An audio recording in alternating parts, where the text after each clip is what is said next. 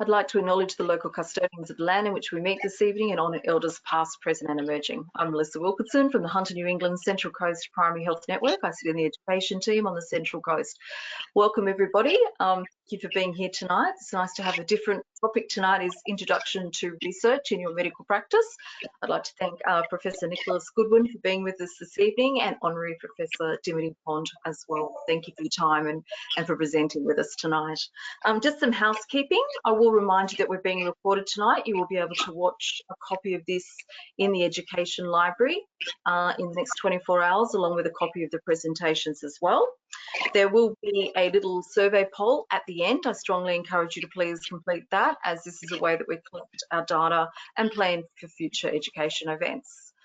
Thirdly, I encourage you to use the questions box. We will have a time at the end of the session for questions, and we'd like this to be, you know, as involved in those questions as you can. So please, I strongly encourage you also to pop those in the questions box, and I'll read those out for you later. This is your chance to ask the questions that you would like about research. So I'm going to now hand over to Professor Nicholas Goodwin. Thank you. Thank you, Melissa. It's a pleasure to be here.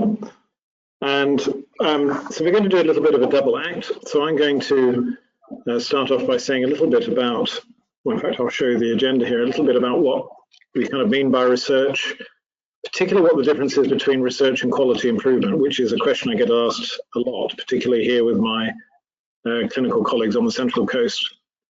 Why research should be or may be important to you for your practice, where to potentially start and what some of the issues are. And then I'm going to hand over to Dimity for a more informed session around research and research methods. Because I should say from the start that I'm not a medical practitioner. I'm actually a social scientist, but I've been working in health services research, particularly in primary healthcare policy and management, for well over 25 years. So I'm no stranger to visiting GP surgeries and interviewing health professionals and other staff, as well as patients and other community cohorts. But on the other hand, what's important for your medical practice is very much in the context of general practice. And I think that's going to be kind of a theme of the things that I might say in my 10 minutes or so. So this is the boring slide about what research is. What makes research different from quality improvement is that you're really trying to discover new knowledge. You're seeking, you're creating a question or a hypothesis or a prediction that you know is important to investigate, but we don't actually have any knowledge of it, and that's what research primarily is. But what it also is, it uses systematic methods, sometimes called a scientific method, inverted commas, in order to be able to come up with answers that not only discover that new knowledge, but is able to generalize it. So what might happen in your practice, or what can be generalized to other practices in similar contexts. So it all starts with a hypothesis and prediction, and you go through a process in order to be able to investigate that as scientifically as possible. The other thing about research, when you look into it, it's not a simple thing. It conforms to a range of different rules to ensure research is ethically conducted, and in a sense does no harm to the participants, or indeed the patients, or indeed the workforce that you might be engaged in assessing. So there are key rules that we need to follow, and the design of the research is also hugely important. If we design research well, it will clearly have scientific value. If we design research poorly, it's unlikely to be treated with as much respect when it comes to examining the evidence on different issues. So as well as the rules relating to ethics and how you set research up, important is the design as well. And a lot of that, in terms of the rules and the design, are really based around a research plan and protocol. So whereas in your daily lives as a medical practitioner, or within primary care practice or community care, we take a much more iterative approach to understanding what quality looks like, and determine, or seek to determine over cycles of iteration whether things are working or not in real time. research is not really like that. It's much more protocol based. There's a clear start, there's a clear middle, there's a clear end. It's a little bit more linear, a little bit more constricted in terms of what you're seeking to achieve, because you're having to put boundaries and certainty around the nature of the research that you do. But within all of that science, the purpose of the research is intended to be useful to others. So not just for me in my practice, but useful to all of those working in general practice and beyond. And that's really the difference here. And if I'm to articulate it a little bit, there is obviously a clear overlap, as you see in the diagram, between research and quality improvement. But research is not always, not necessarily done to support good clinical practice. What it is purpose for is to design and develop and contribute to new knowledge, generalizable knowledge, whereas quality improvement is really very integral to good clinical practice and is designed to bring about improvements in health delivery in particular settings. So often people come to me or come to my research office and they say, we'd love to do quality improvements. We have to go through a check to see whether they actually are doing quality improvement or whether indeed they're moving into the area of research. And some of the red flags for me, is there an intention to develop new knowledge? Is there a particular research design or method that's been clearly articulated in a protocol to follow? Particularly important are the risks to participants greater than minimal? Do we have to ensure that we create approaches that do no harm, that are not putting people at risk or in uncomfortable situations? That's particularly important for First Nations people and other cultural groups where our engagement has to have a certain approach in order to be coherent and acceptable. And often the intention to publish or to present in conferences is something that might also be a flag when you're thinking, is this QI, could this be research?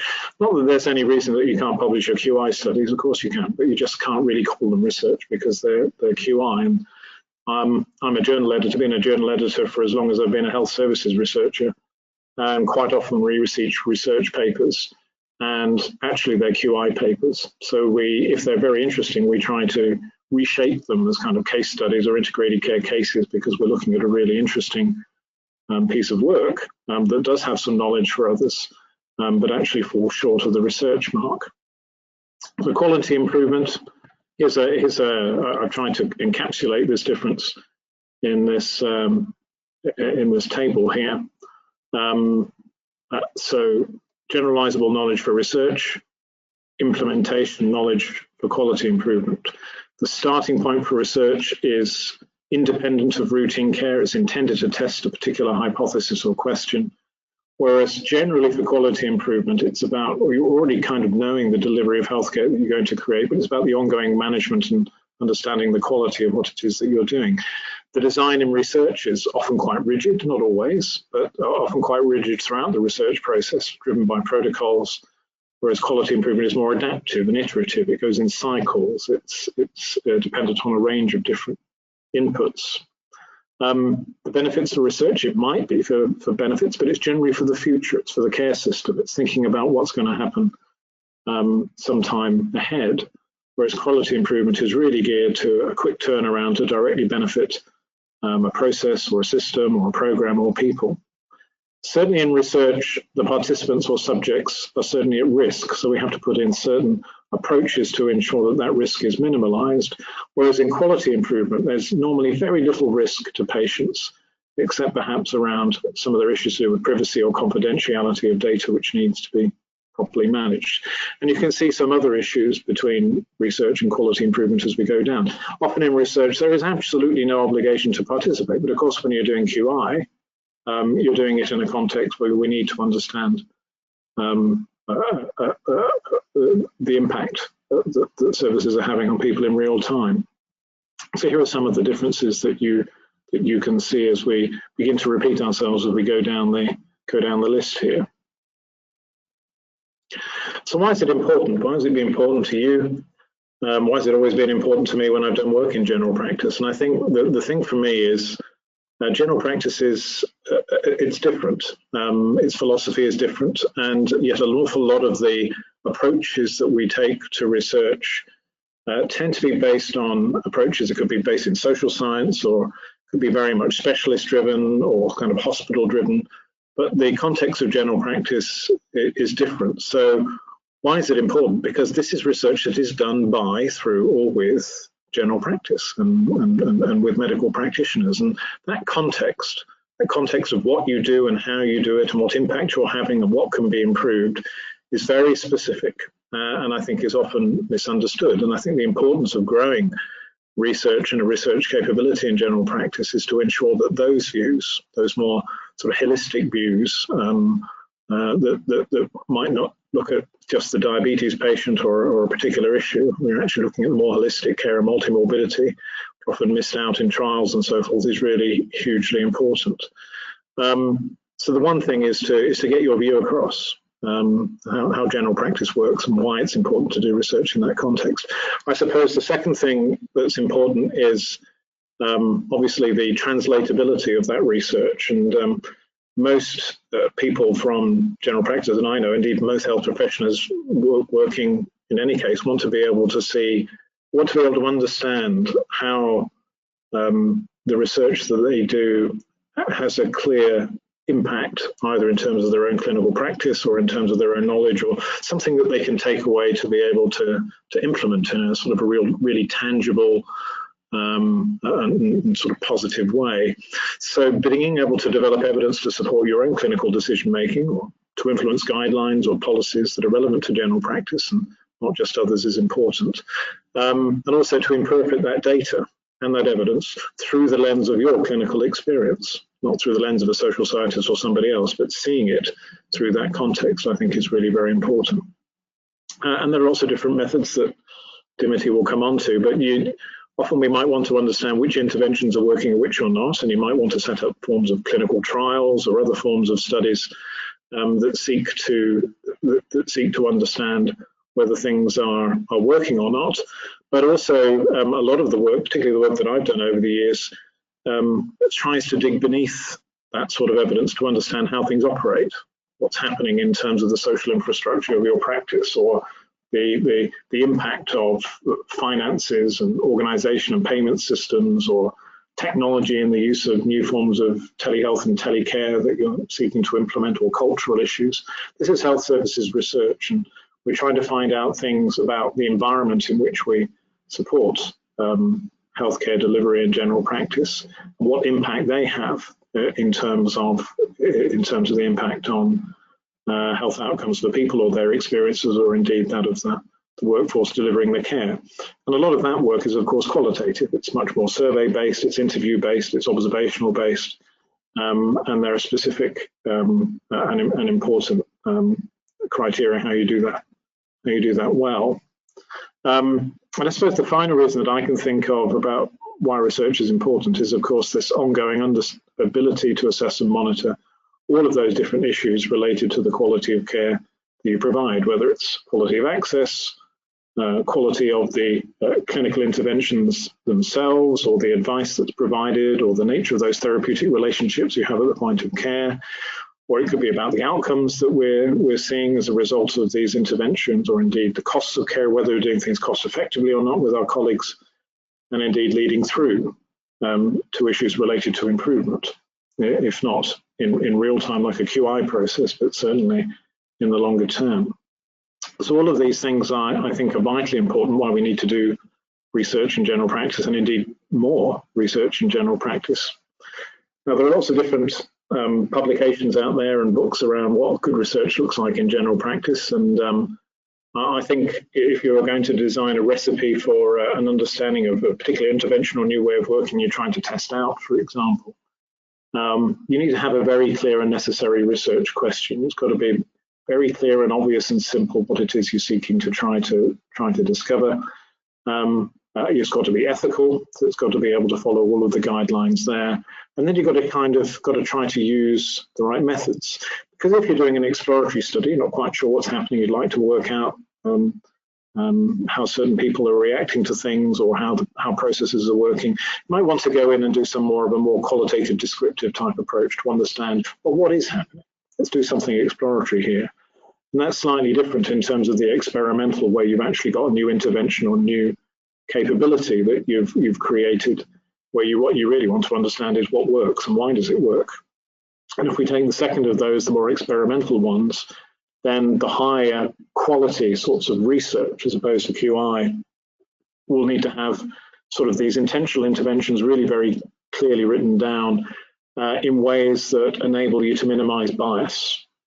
Because in research, you're always the enemy is bias. It's conflicting versions of the truth that you're trying to say. And the more you can minimize bias by, the more you can better understand causation and explain all of those variances between what usual care might look like in terms of result and what you might do in terms of your intervention. And that speaks for a lot of capability that you would need to put in place in terms of the sample size that you use and how you choose people to be part of that intervention, how you might be able to randomize things so you can see differences. Issues to do with the reliability of the way that you do things, so that the intervention is repeated precisely again and again and again between different people, and indeed the data that you get has a degree of coherence and integrity, so that actually the data speaks to each other in meaning the same things, but also that what you do is valid, it's accurate. So there are two things there, reliability and accuracy. One of the things that I'm very keen on, I have arguments with my health economics colleagues and others quite a lot about this, is if we're going to do an intervention, you might do as an RCT to see whether one intervention is better than another. That's not actually going to help you in your clinical practice unless you actually understand how it can be best be delivered, because there's usually a lot of different social factors that lie behind the evidence in terms of particular interventions. So using mixed methods, where you bring together a range of different approaches, from the more qualitative, experimental, to the more observational and sort of interview-based, will help you triangulate different sorts of information from multiple data collection sources and methods. And that just helps to strengthen your argument in terms of what you find. It might help you have a more depth to that data and information, and therefore be able to give you different types of stories, and not just what works, but also why it works and what you should be doing to be able to implement it effectively. So these are the sorts of things that are recipes for good research. And here's an idea of the strength of sort of mixed methods that helps you to explain outliers and contradictory or mixed results, helps you corroborate findings, it helps you to illustrate and complement the arguments that you're making and strengthen the observations. And they come in a number of different types, and I won't go into these, but sometimes you can do the data analysis first, and you can look through your data or your balance scorecards or whatever you have in front of you to examine the outcomes or the compliance or whatever it is that you want to look at in terms of the statistics that are coming out of the practice. You might want to have a look at that quantitative data, and then you can go and explore, well, what does that data mean, by going out to try and do a more qualitative review of trying to understand why people aren't turning up for screening or whatever it might be. So your quantitative data is then explained a little bit by the qualitative work that you do, which can lead you to some results. But equally, you can do it the other way around. What you can do is, if you're trying to do a more exploratory study, you can do some of that qualitative research to find out what's going on. And then if you think, oh, there's something here that probably needs further explanation from the data, we can look into the data to see if the hypothesis, or see if the things that we're actually observing or seeing in practice is actually happening in reality. Or you can do it simultaneously. Sometimes designs do that, and they go in cycles. But the important thing here is, quantitative thing is all about numbers, qualitative stuff is all about stories, and mixing the two together really gives you some strength. A couple more slides before I pass on to Dimity. Where do we start? And I think this is a difficult question. One of the things we're trying to do here at the Central Coast Research Institute, where I'm based here in Gosford, is try to create a more amenable environment for health professionals and clinicians and others to kind of come to the table to get support in terms of the research they might want to take forward, because there are multiple issues that stand in the way, not least the difficulty of obtaining research funding, indeed funding to build research skills and capacity, particularly creating a higher profile for research in general practice and medical practice. How do we make the research much more meaningful and relevant to you, so we can translate these findings to more meaningful impact, rather than being buried away in a key journal somewhere and not really being useful or translatable. There's also a lack of co-design in things. We get a lot of investigator-driven type activity, which is still the main way of doing, looking for the research funds and coming to you to do the research.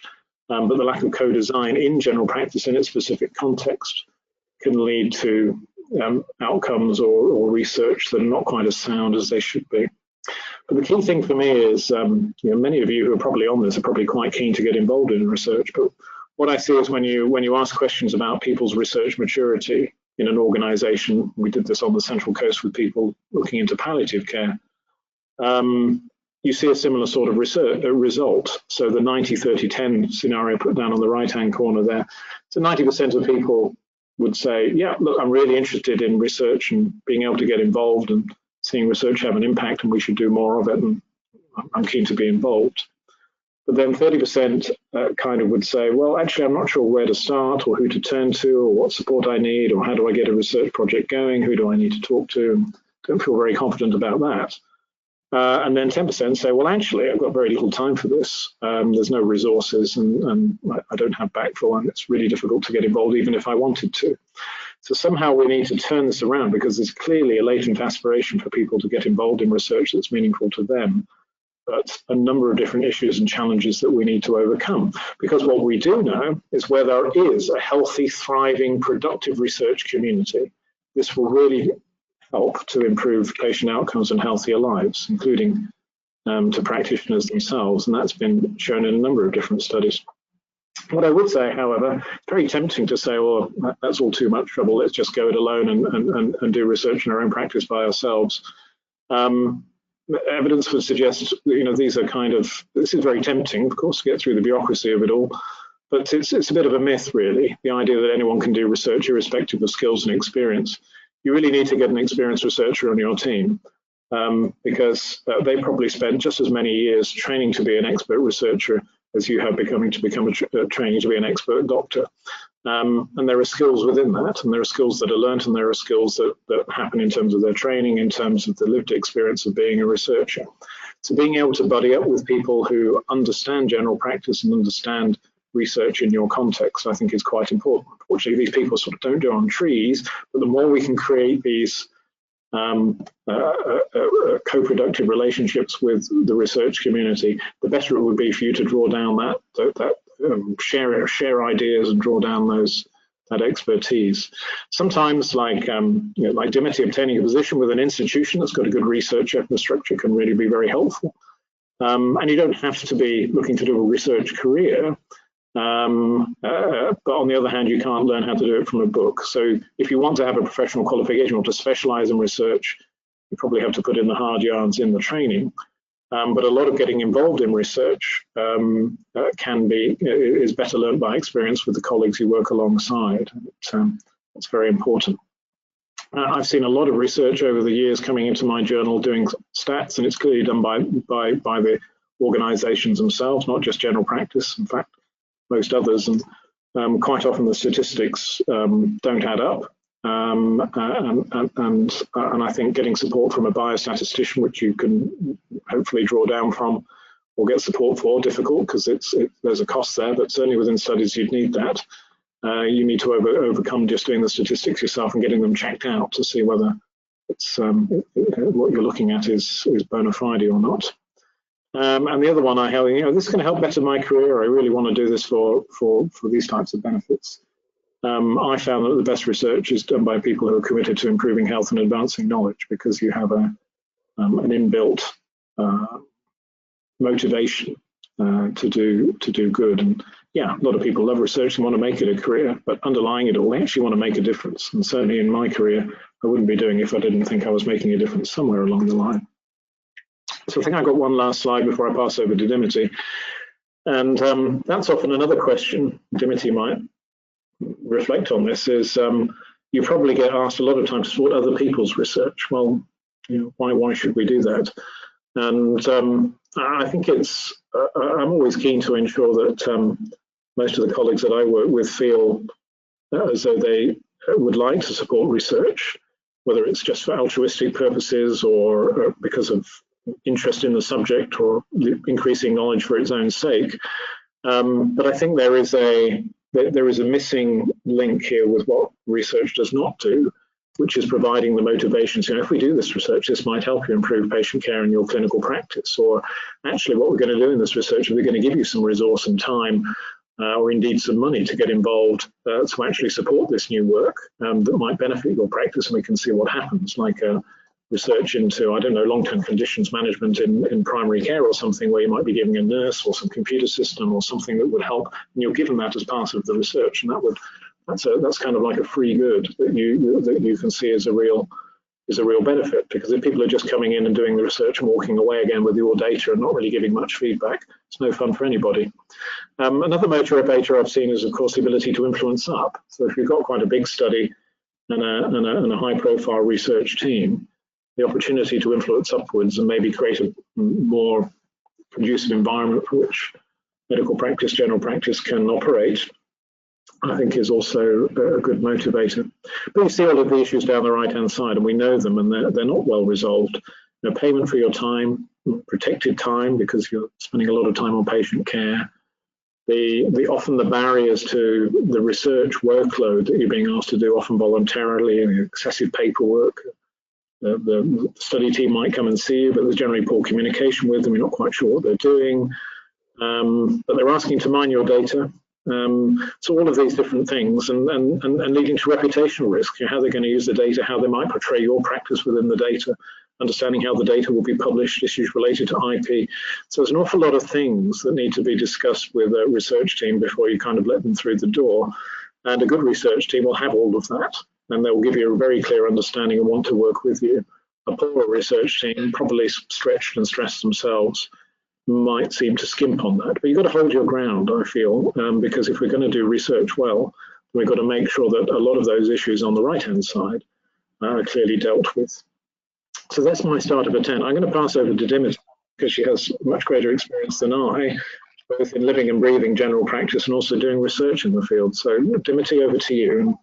I think the screen sharing will now happen magically.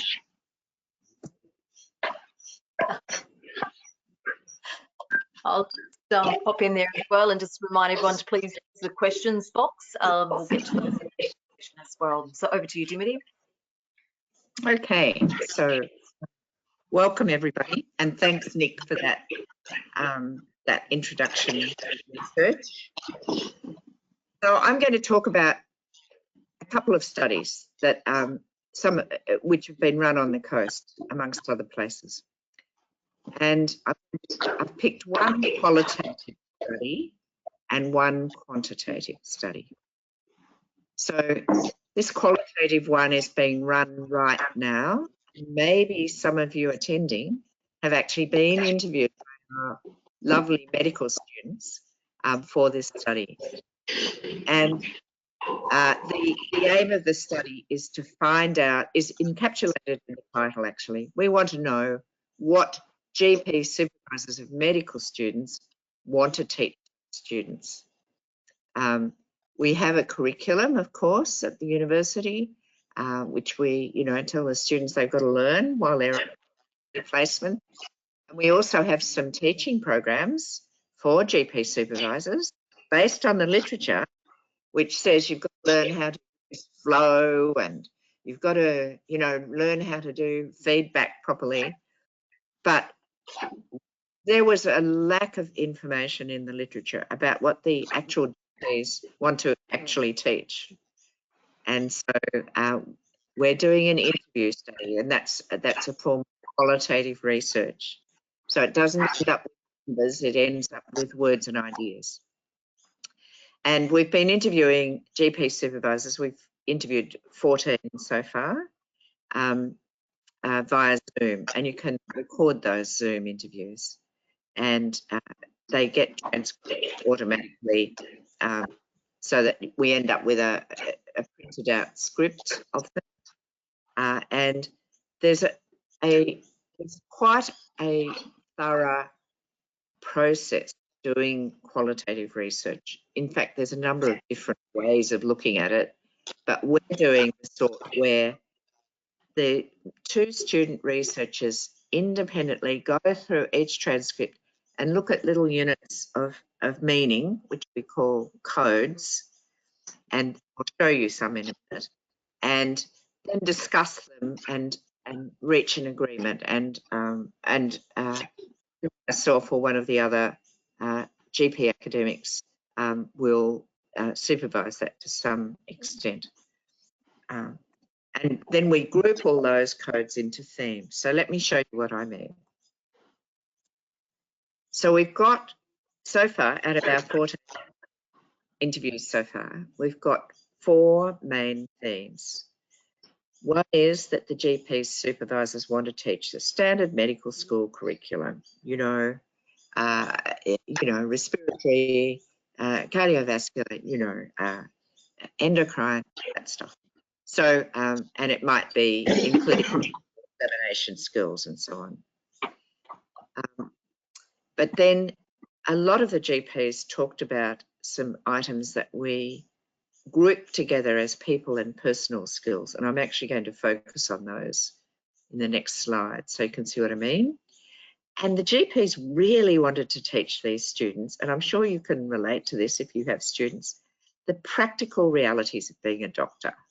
What it's like to have to see people fairly quickly, how you can maybe ask them to come back, how practical things around billing and where the practice nurse fits in, where the allied health people fit in, how you do a care plan, all those things.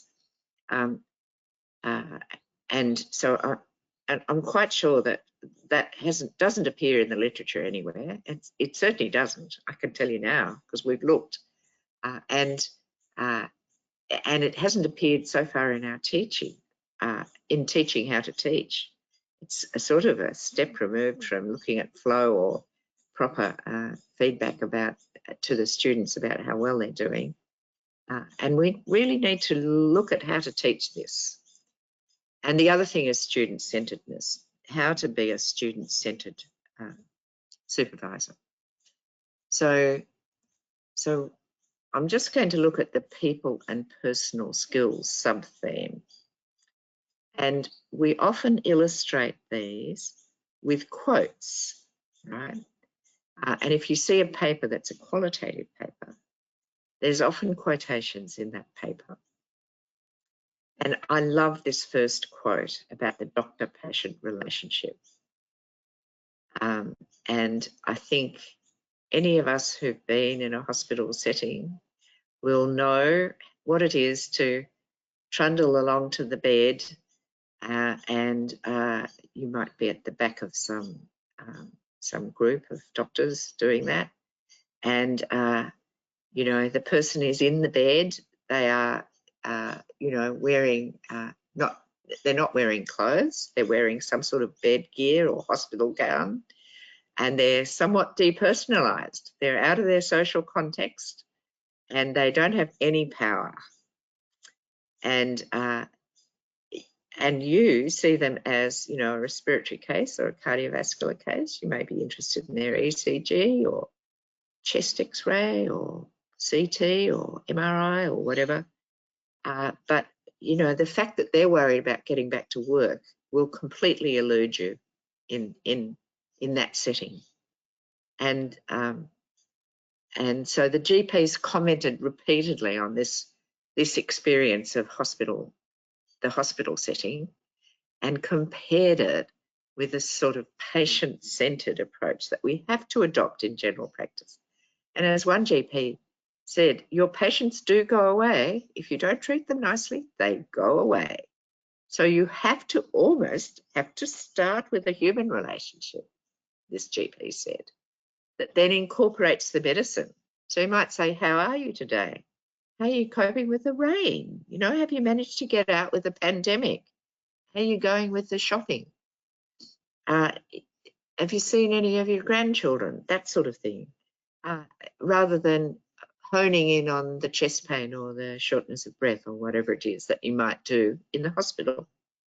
So the GPs really like to draw that comparison between hospital and GP medicine and how to teach the students that patient-centered approach. And then personal attributes of the doctor, we moved into that section too. And one of them, there were several, but I've just put that one there, of moving beyond the idea that as a doctor you have to know everything, and just become comfortable with your limits and with communicating your limits. So these are not things that are traditionally taught in medical undergraduate curricula. We certainly hadn't been teaching them, not in this way. And we're very interested in exploring how to incorporate them in the curriculum and train students to use some of these techniques and approaches. Okay, so I might add that we of course had to get ethics for that research, and we have a consent form for the GPs that participate. And we are generating new knowledge, you can see that. And of course the point is, as Nick said, is to improve things in health. So the point of that is how we're going to teach our students better. So the other one I want to show you is a completely different kettle of fish, and it might be more something that you would get involved in as a GP participant.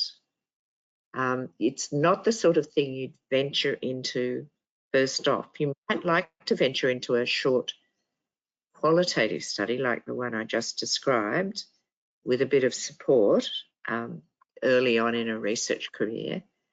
But this thing I'm going to show you that we conducted over around about a 7-year period from 2007 to about 2014 is a quantitative study. But I just wanted to talk to you about it because it raises issues about the GPs that were involved, and also I wanted to just touch on the complexity of thinking through how you would do this. So it's called a randomised control trial. Nick mentioned RCTs, and they are very popular with funders if you can get it right. And that means that you randomise your participants into a control group and who have usually usual care, and an intervention group. So I'll describe that to you. So we wanted to explore actually how we could best improve GPs' identification of dementia. It's a big problem. The dementia community thinks we don't identify it enough as GPs. If you think for a minute about yourselves identifying dementia, you'll know that there are all sorts of ifs and buts about that, not least that the person might not want to know themselves. And then how do you do it in 15 minutes anyway? And particularly if they tell you everything hunky-dory, how would you know? And so on. So there are many reasons why we don't, but we do in fact fail to identify 50% of early dementia. And I thought this trial would show that Australian GPs were better than that. But in fact, we're exactly the same as everyone else all over the world. We fail to identify 50% of early dementia. Okay, so it was a cluster randomised control trial. I'm not going to explain the cluster bit. We can go into that if there's a question about it. We recruited from 5 sites, I've listed them there, and we had local GPs at each site. In fact, the Department of General Practice at each site, helping us with that recruitment. So it's very important if you're going to go far and wide that you have local opinion leaders helping you recruit people. Otherwise, you're going to have difficulty recruiting.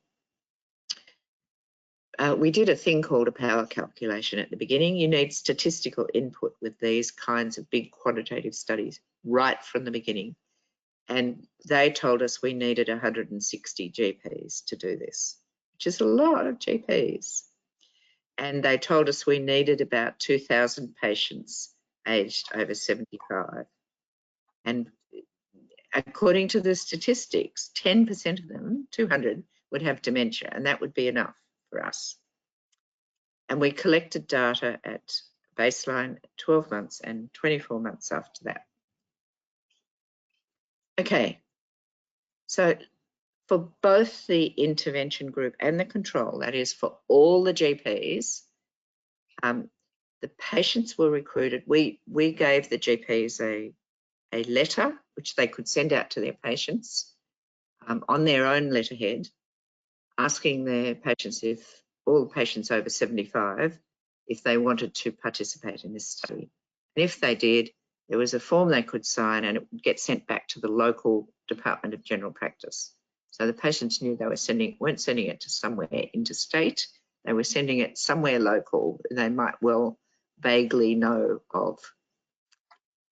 The GPs were all asked, once we got all those consenting patients, we asked the GPs to indicate of their patients that had consented, which ones had possible, probable or definite dementia. So we flung the net wide so that if the GP had any inkling at all that the patient had dementia, we wanted to know. So we call it PPD dementia in this study. And then if the patient had PPD dementia, what tests and things did you do to sort of sort that out? And after that, all those consenting patients were visited by a local nurse, and they had 2 hours of testing for dementia. Of course, far more than any GP could ever do. And they used a special long questionnaire for dementia where they had to do all sorts of fancy calculations and drawings and spelling things backwards and so on. Much longer than the MMSE though. It's called the CAMCOG. Okay, so the GPs in the intervention group only were visited by either another GP or a nurse, and they had a 30-minute education session just for them. We were intended to do it for groups, never worked out. It was all done one-to-one, and that was repeated after a year. So at baseline, it was a structured PowerPoint presentation. Nick mentioned how you've got to standardise things, and it presented on dementia assessment and how to do this little screening test called the GP COG, which some of you may be familiar with.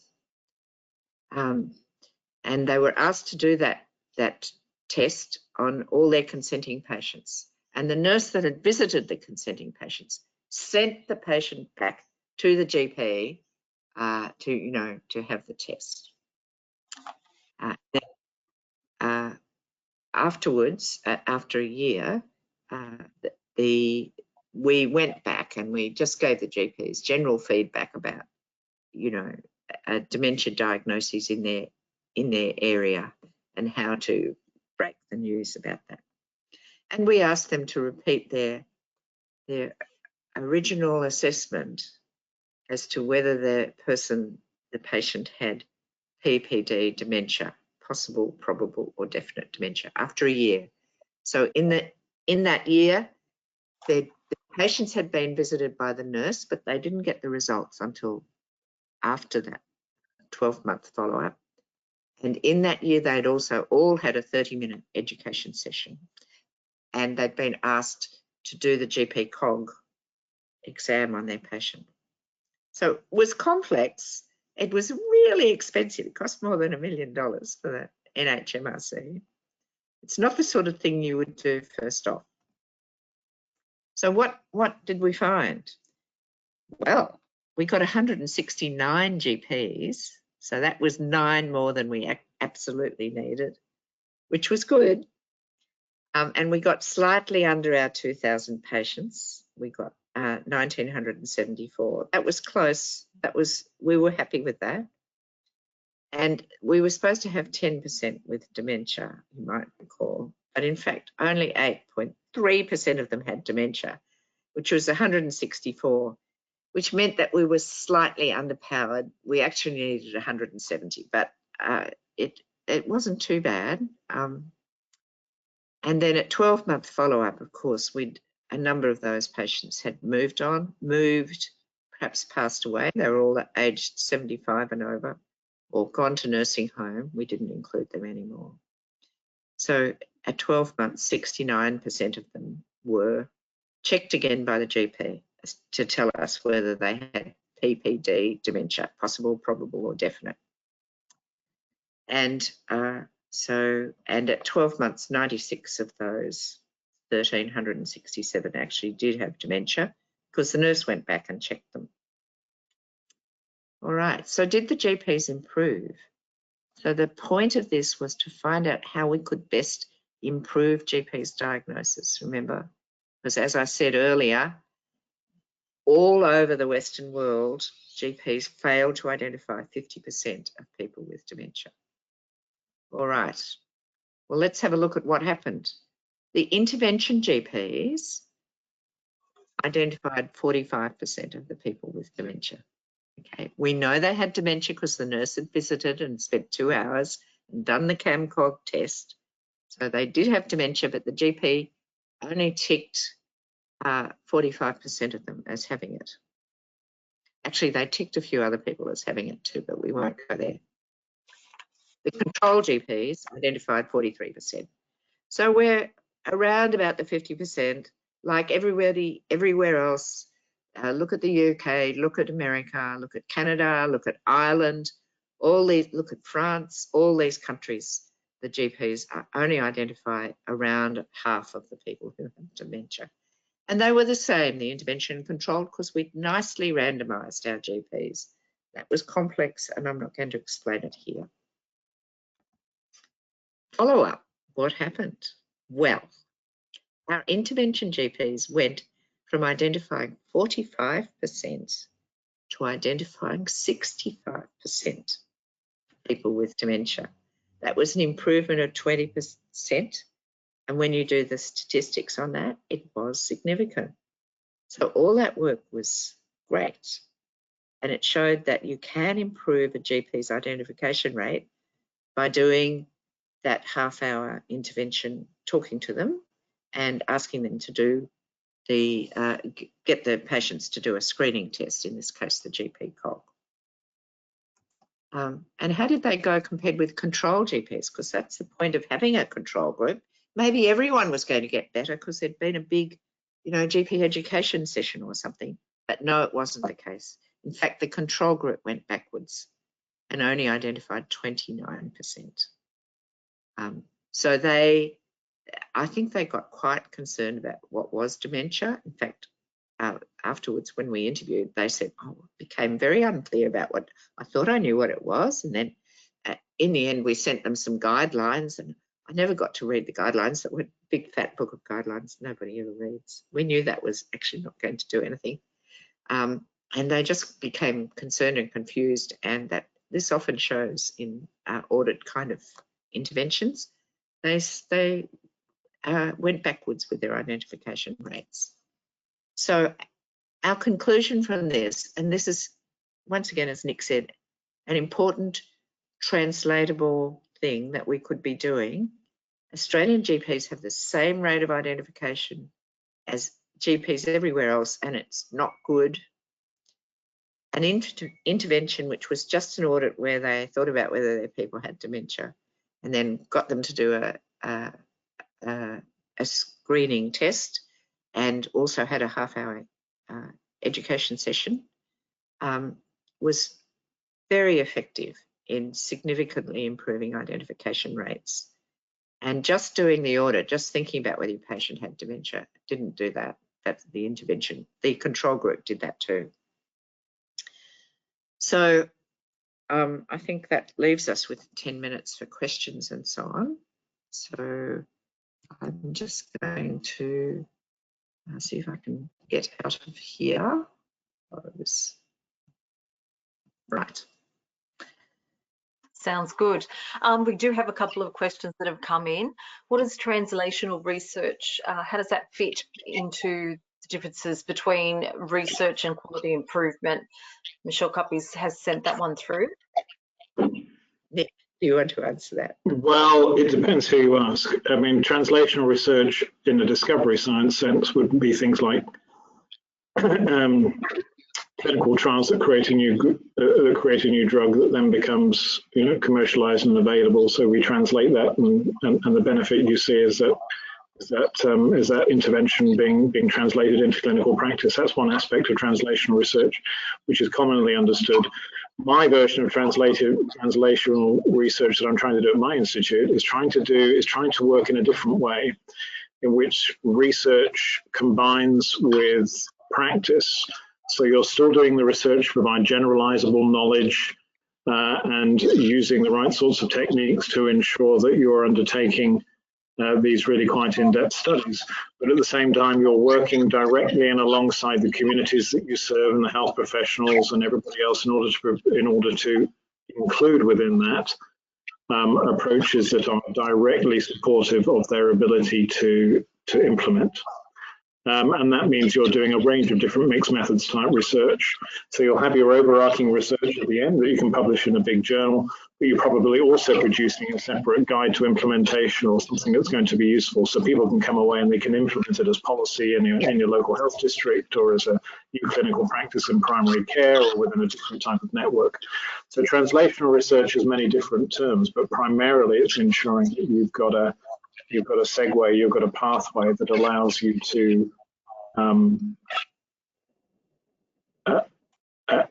provide support to the use of this evidence in real life in ways that are meaningful to people. And that's partly just a way to reframe what you've done. I've worked in the third sector a lot in my career, because the third sector is really rather better at this than universities, because it's able to, it does research in a slightly less robust way, but it's better able to provide those messages and those insights that can support people's practice. We've got to try and find a slightly different way in which our research works alongside clinical practice and alongside health services. Can I just say something? We actually had reference groups at each site of people with dementia and carers. And we had produced all these wonderful documents about carers, and the people with dementia said they didn't like the word carers. Or they were perfectly capable of looking after themselves.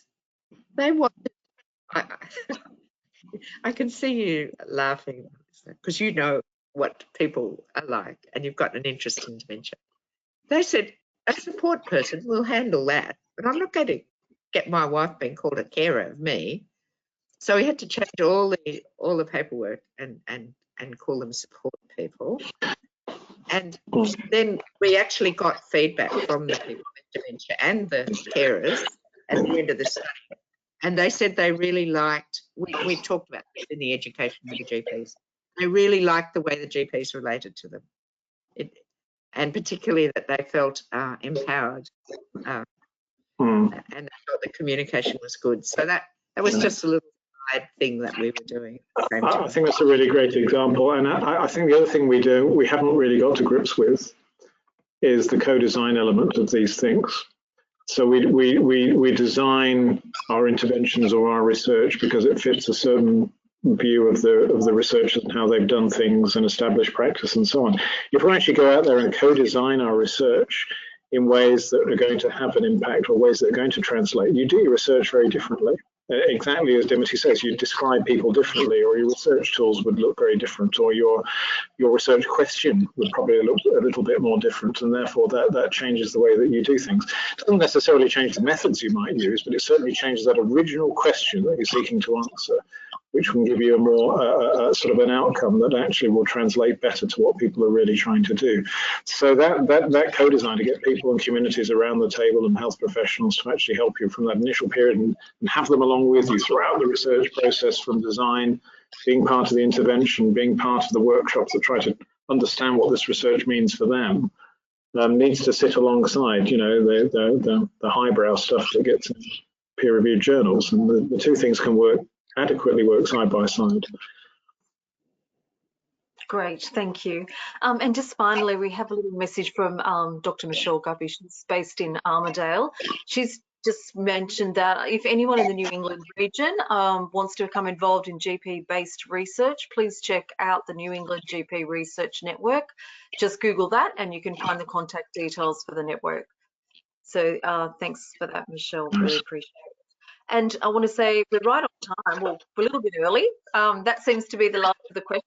I'll just remind everybody to please complete the poll at the end of the session. That's how we get our feedback, and we really appreciate it. It takes a couple of minutes. And like I said at the beginning, this is recorded and will be available in our education library in the coming days.